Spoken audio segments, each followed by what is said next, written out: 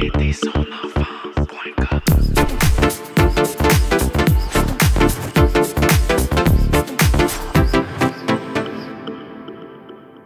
Hello, everyone. This podcast is co-produced by Aidersonenfant.com and la Fondation Jeunes Tête. I'm your host, Stéphanie, and today I'll be speaking with Maxyme, who will share her story of intimidation. Maxyme, thank you for being here. Thank you for sharing your story.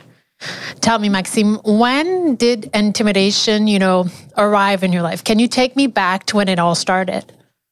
Yes, of course. So it started when I was in first grade.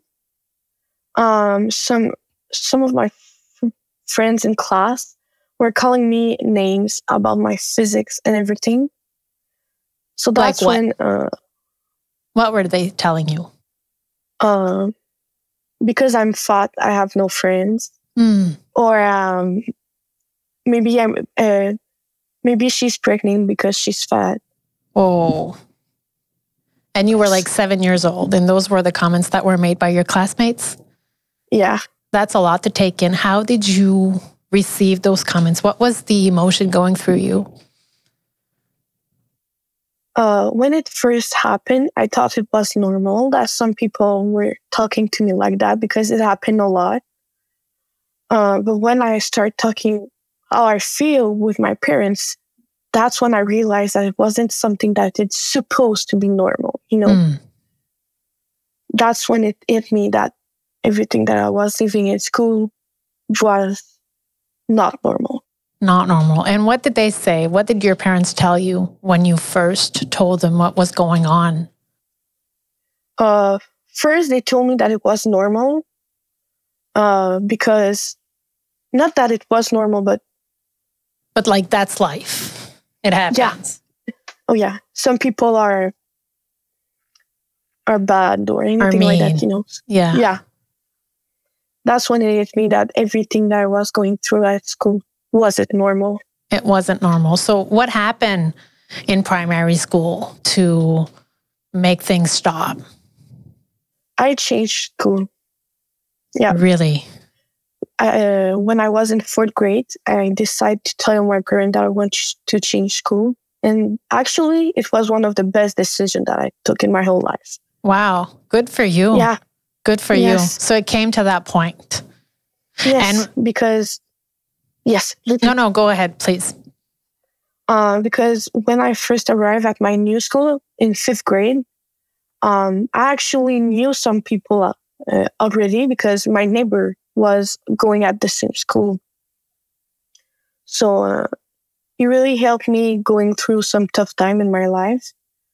So I think when I found out I was going at the same school as him, I got some courage that happened to live in me. And I love every moment that I had with him. So, yeah. And you probably realized then the difference between that school and the other school. Oh, yeah. That's a big difference between the both of school, yeah. But then, high school started. And I guess... Yep. It was hard, actually. Because it was a new school, new people. Yeah, and people are really mean in high school, It's not the same meanest thing that they were saying to me in primary that they are saying to me in high school. Oh, yeah? In what way is it different? They weren't saying to me directly the commentary that they were saying about me. They were telling their friends about it. And when I was going to the walk in school, I was just hearing what they were saying. So that was really hard for me to take it because they didn't have the courage to tell me in my whole face. Oh, okay, so the image that I have is this. So you're walking in a corridor and you hear them. You know it's about you, but they're not telling it to your face. Is that correct? Yeah. Yeah, exactly. The way you were intimidated in high school was different.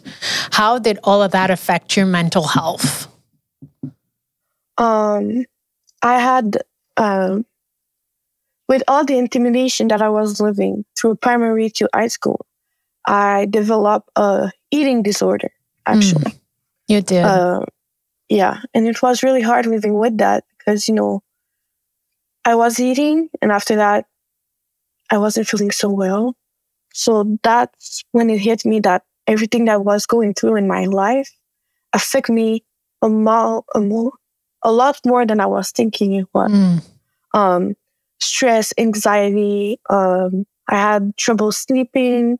I had trouble just living a day with my friends because of that. Because I thought that sometime they were going to call me I was fat or anything, when they weren't going to do that. You know, they're my friends.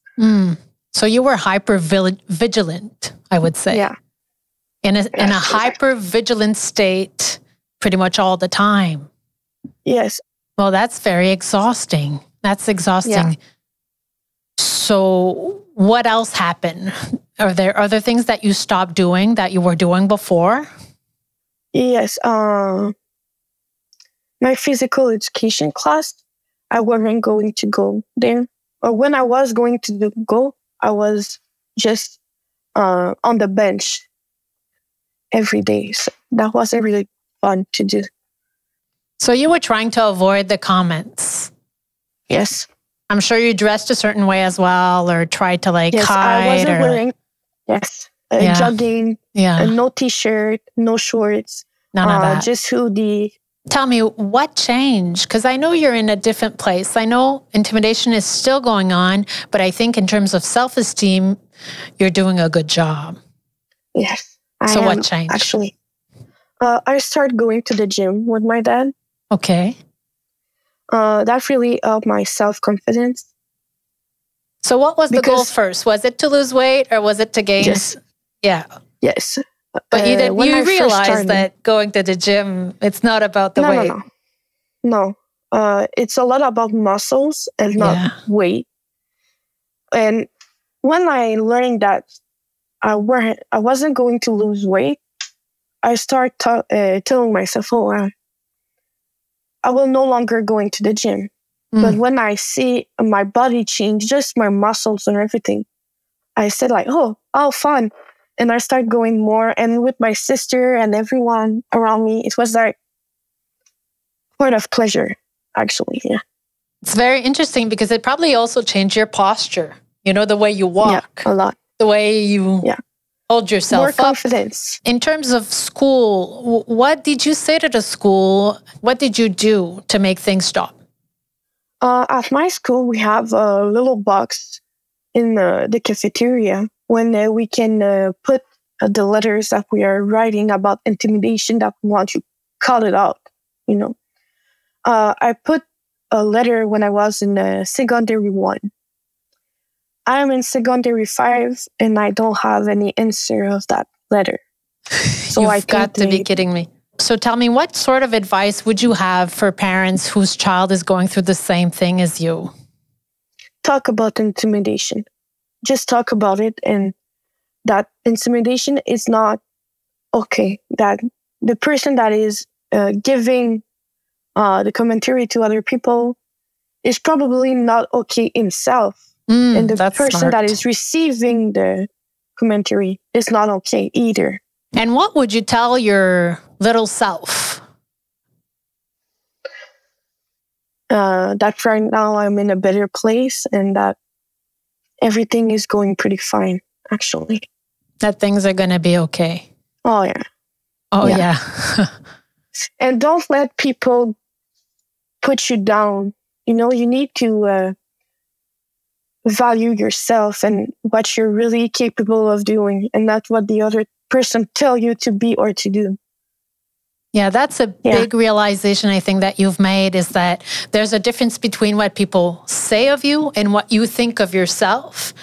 And the value is in what you think of yourself and not the other way around. So that's something that you have in your little baggage at this point in time because of this journey that has been, I must say, Maxyme, just very, very long for you.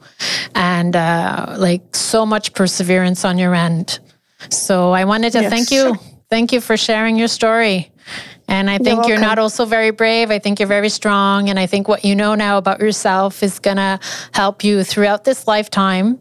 And not everyone has that rock, has that self-value rock in their luggage, but you do.